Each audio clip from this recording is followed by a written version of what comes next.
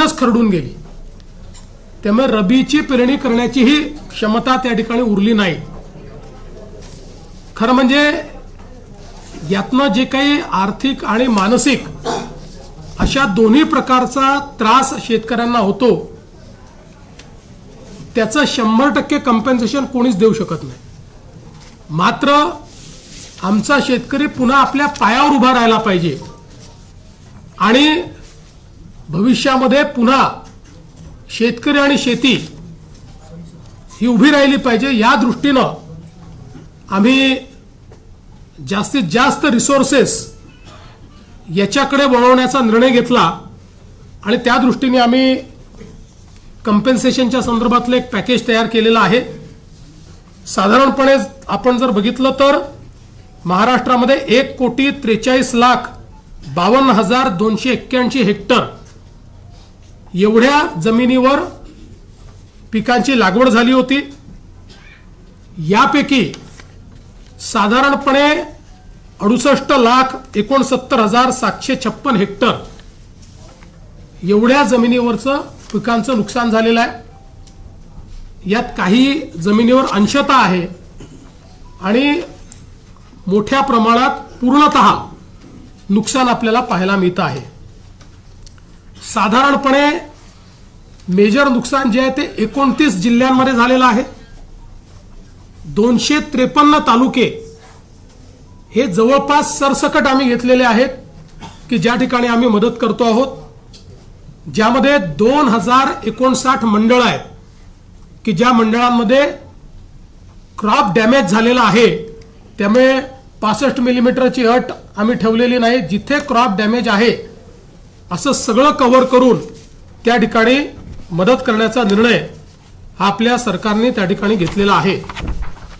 एकूण सर्व प्रकारची जी मदत आपण करतो आहे, ज्यामध्ये क्रॉप डॅमेज आहे, ज्यामध्ये खरडून गेलेल्या जमिनीचा विषय असेल किंवा मृत व्यक्तींना मदत असेल, जखमींना मदत असेल, इस्पितळातली मदत असेल, 10,000 रुपये जे आपण देतो ती मदत असेल, पूर्णतः जे नष्ट झालेले पडझड झालेले घरं आहेत जी 100% गेली आहेत त्याला पूर्णपणे आपण नव्याने घरं बांधण्याकरता त्या ठिकाणी मदत करणार आहोत आणि नव्याने प्रधानमंत्री आवास योजनेतला नवीन घर समजून त्याला पूर्ण पैसे देऊन त्या ठिकाणी त्या घराची निर्मिती आपण करणार आहोत.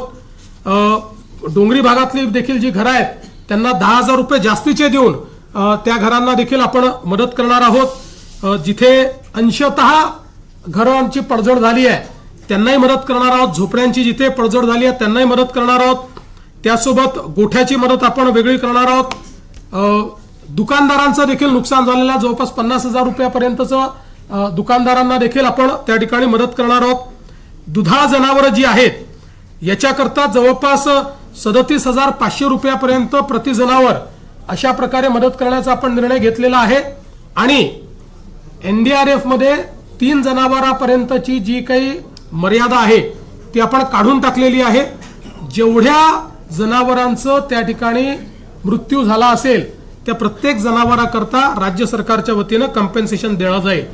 ओढकाम करणारी जी जनावरं आहेत त्याच्याकरता 32,000 रुपये प्रति जनावर देण्यात येईल. कुक्कुटपालनाकरता देखील आपण त्या ठिकाणी जो काही आपला दर आहे तो 100 रुपये प्रति कोंबडीप्रमाणे जेवढं नुकसान झालं असेल तेवढं देणार आहे. विशेषतः खरडून गेलेली जी जमीन आहे हा एक अत्यंत महत्वाचा विषय आहे. कारण शेवटी शेतकऱ्याला सॉईल आणावं लागणार आहे, माती आणावी लागणार आहे आणि त्याकरता मोठ्या प्रमाणात त्यांना त्याची मदत आपल्याला करावी लागणार आहे. आणि म्हणून आपण हा निर्णय केलेला आहे की 47,000 रुपये हेक्टरी त्यांना कॅश कंपेन्सेशन आणि 3 लाख रुपये हेक्टरी हे नरेगाच्या माध्यमातून आम्ही त्यांना देणार आहोत. म्हणजे जवळपास 3.5 लाख रुपये हेक्टरी हे खरडून गेलेल्या जमिनीकरता शेतकऱ्यांना उपलब्ध करून देण्याचा निर्णय हा आपण या ठिकाणी घेतलेला आहे. आणि याच्या व्यतिरिक्त सगळ्यात महत्वाचं की जे काही कंपेन्सेशन आपल्याला क्रॉपच्या संदर्भात द्यायचं आहे त्या क्रॉपच्या कंपेन्सेशनच्याकडे मी शेवटी येतो. बधित विहिरी आहेत. आता ज्या विहिरींमध्ये गाळ गेला आहे, ज्या विहिरींचं नुकसान झालेलं आहे याकरता NDRFचे कुठलेही नॉर्म्स नाहीत. तरी देखील राज्य सरकारने एक विशेष बाब म्हणून 30,000 रुपये प्रति विहीर ही मदत करण्याचा निर्णय घेतलेला आहे, ज्यातनं हा गाळ काढणे आणि ती विहीर सुस्थितीत आणणे हे काम देखील आपण करणार आहोत. यासोबत अन्नधान्याच्या किट्स वगैरे आपण त्या ठिकाणी देतो, ते मी यापूर्वी देखील सांगितलेलं आहे. आपण 2 अजून निर्णय याच्यात घेतले आहेत की जे काही इन्फ्रास्ट्रक्चरचं नुकसान झालं आहे ग्रामीण भागामध्ये त्याकरता 10,000 कोटी रुपये इन्फ्रास्ट्रक्चरच्या नुकसानीकरता आपण उपलब्ध करून देणार आहोत. डीपीसी मध्येही 5% अशा प्रकारे पूरग्रस्त भागातल्या कामाकरता आपण जवळपास 1,500 कोटी रुपये हे आपण उपलब्ध करून दिलेले आहेत. एक मागणी सातत्याने यायची, ओला दुष्काळ जाहीर करा, ओला दुष्काळ जाहीर करा.